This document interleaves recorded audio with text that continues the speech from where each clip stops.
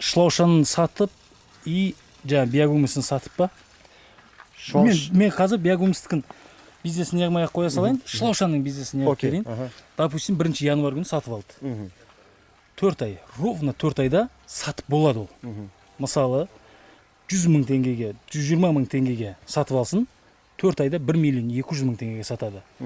Бірақ сатпайтындар бар. 1 миллион 200 мыңға сатпайды, оның 12 миллионға 8 айға өткізеді.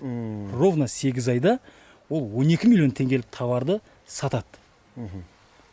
Оны да сатпаймын десе, 120 миллион теңгелікке 12 ай, ровно 1 жылда салған 120 мың теңгеңіз 120 миллион теңгелік товар тұрады сізде.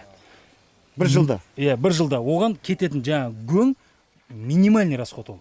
Бір КамАЗ гөнді қаншаға сатып аласыздар? 30 мың теңгеге сатып аламыз. Бір КамАЗ гөңнен 50 квадрат метр шлаушан. Бір КамАЗдан 50 квадрат шығады? Иә, 50 квадрат шығады.